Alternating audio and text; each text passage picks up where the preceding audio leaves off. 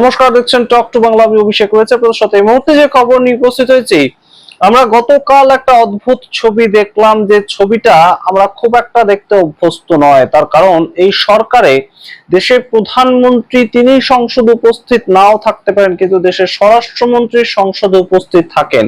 কিন্তু গতকাল আমরা যে ছবিটা দেখলাম সেটা একটা কন্টিনিউ প্রসেসে আমরা দেখছি। এই যে একদম 20 তারিখের প্রোটেস্ট, তার পরবর্তী সময় থেকে সরকারকে শুধুমাত্র আমরা পেছনের দিকে যেতে দেখছি, ব্যাক ফুটে যেতে দেখছি সরকারকে। সরকার কোনো মতেই ফ্রন্ট ফুটে এসে অ্যাগ্রেসিভ ব্যাটিং যেটা সেটা করতে পারছে না, এবং সেটার রিসেন্ট আমরা যে নিদর্শন দেখলাম সেটা কিন্তু একদম সরাসরি আমরা ধর্মেন্দ্র প্রধানকে সরে যেতে দেখলাম তার পদ থেকে, এবং তার সঙ্গে অমিত শাহ কোনোদিনই আসতে পারছেন না সংসদে। এবং আসতে পারছেন না তার কারণটা কি?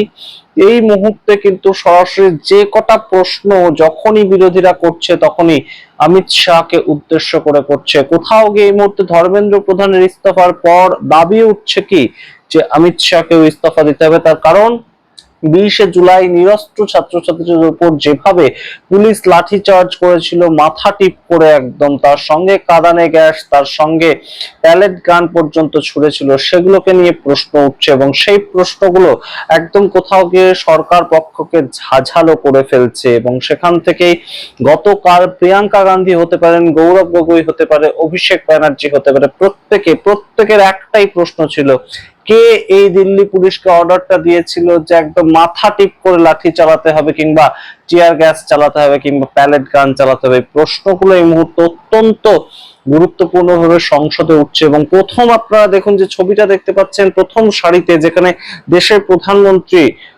নরেন্দ্র মোদী বসেন, তার পাশেই থাকেন দেশের স্বরাষ্ট্রমন্ত্রী অমিত শাহ, তার পাশে থাকেন রাজনাথ সিং, এবং তার পাশে থাকেন নীতিন গাডকারি। এই জন মানুষ পাশাপাশি বসেন প্রথম একদম যে সারিটা, তার মধ্যে এখন শুধুমাত্র রাজনাথ সিংকে আমরা দেখতে পেলাম। গতকাল কিন্তু তাছাড়া দেশের প্রধানমন্ত্রী মিসিং, দেশের স্বরাষ্ট্রমন্ত্রী মিসিং, এবং নীতিন গাডকারি যাকে নিয়ে এই মুহূর্তে আলোচনার কোনো শেষ নেই, ইথানল মিশ্রিত পেট্রোলের জন্য তিনিও মিসিং। সুতরাং কোথাও গিয়ে সম্পূর্ণ সরকার ব্যাকফুটে, এবং সেই যে ফাঁকা জায়গা সেটাকে পূরণ করতে এলেন কে? মনোহরলাল খাট্টার এবং কিরেন রিজিজু। তাদের তো এখানে বসার কথা নয়, এবং তারা বসলেও তারা কি আর অমিত শাহের মতন সম্পূর্ণ বিষয়টাকে কন্ট্রোল করতে পারবেন?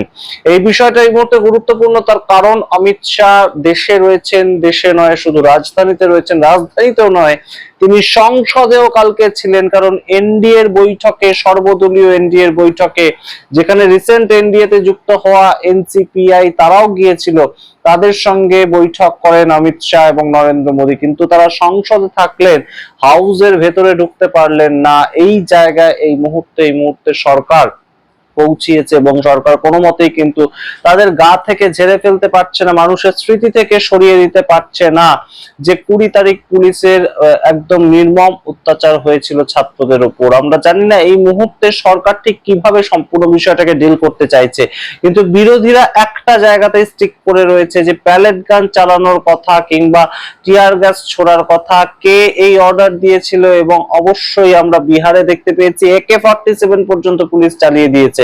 অভিষেক প্যাটেল, তাকে নিলম্বিত করা হয়েছে, কিন্তু তিনি চালিয়েছিলেন সেটা। তাকে কে সেই অর্ডারটা দিয়েছিল? এই গুরুত্বপূর্ণ বিষয়গুলো নিয়ে চর্চা হচ্ছে। এবং ছাত্র আন্দোলনে কেন এতটা তীব্রতা দেখাতে হবে, এতটা বলপ্রয়োগ কেন করতে হবে, এই প্রশ্নগুলো উঠছে। এবং সেখান থেকেই একটা বিষয় কিন্তু সবাই বলছেন, যেটা অবশ্যই এই মুহূর্তে অমিত শাহের কাছে উত্তর নেই। অমিত শাহ সম্পূর্ণ অ্যাকাউন্টেবিলিটি নেওয়ার জায়গাতে নেই, এবং তিনি কোথাও গিয়ে ভেবেছিলেন এটাকে বল প্রয়োগের মাধ্যমে ছাত্র আন্দোলনটাকে বন্ধ করে দেবেন। কিন্তু গুরুত্বপূর্ণ বিষয় হচ্ছে সেটা তো বন্ধ হয়নি বটে, তার সঙ্গে আপনাদের একদম সরাসরি জানাচ্ছি যে ইন্ডিয়ান এক্সপ্রেসের তরফ থেকে যে খবরটা বের করা হয়েছে, এক্সপ্রেস স্পেশাল বলে, সেটা একদম তাদের সূত্র মারফত জার্নালিজম, অত্যন্ত ইনভেস্টিগেটিং জার্নালিজম, সেটা গুরুত্বপূর্ণ।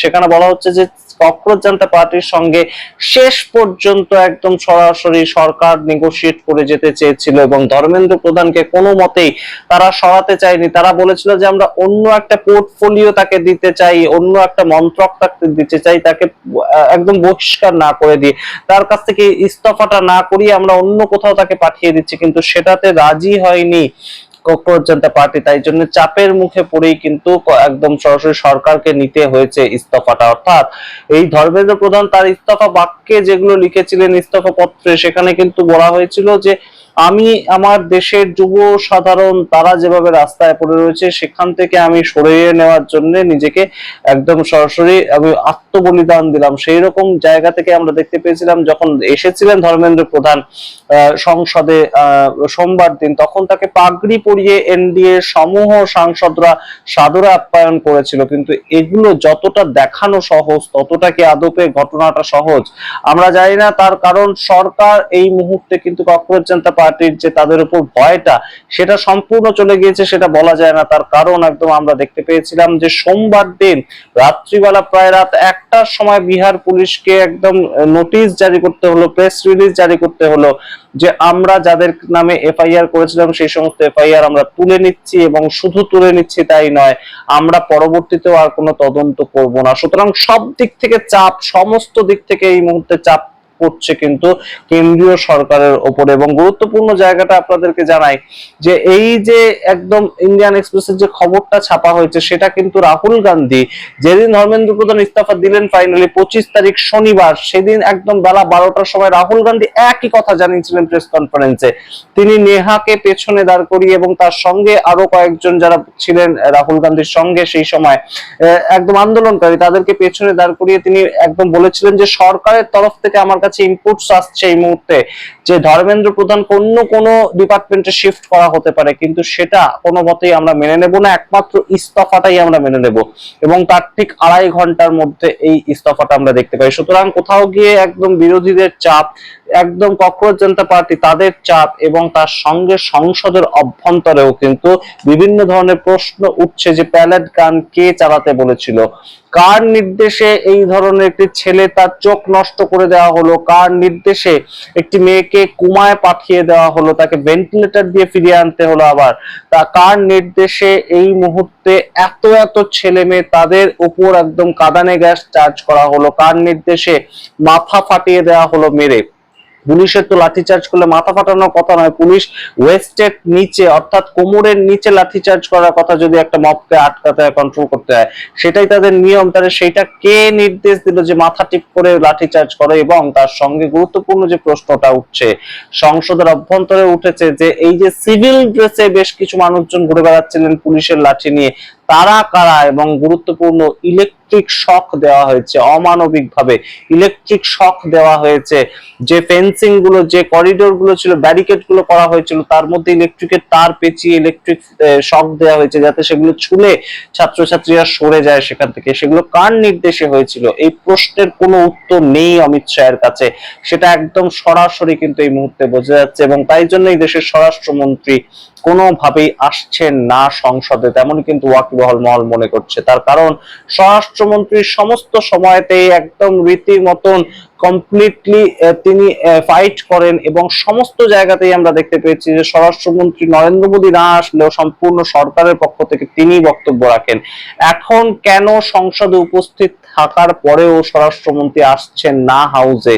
তাহলে কি এবার থেকে আমরা এই ছবিটাই দেখতে অভ্যস্ত হব যে নরেন্দ্র মোদী আসবেন না, স্বরাষ্ট্রমন্ত্রী আসবেন না, শুধুমাত্র কিরেন রিজিজু তাকে কিছুটা হলেও সামাল দেওয়ার চেষ্টা করে যেতে হবে? তবে অবশ্যই অনেকেই কিন্তু বলছেন এই মুহূর্তে দেশের শিক্ষামন্ত্রীর ইস্তফার পর স্বরাষ্ট্রমন্ত্রীর ইস্তফা, সেই দিকেই সম্পূর্ণ বিরোধীরা কিন্তু একটা প্রেসার ক্রিয়েট করতে চাইছে। আপনারা সম্পূর্ণ বিষয়টাকে কিভাবে দেখছেন অবশ্যই কমেন্ট বক্সে কমেন্ট করুন। দেখতে থাকুন টক টু বাংলা, অবশ্যই টক টু বাংলা ইউটিউব চ্যানেলকে সাবস্ক্রাইব করে দিন। ধন্যবাদ।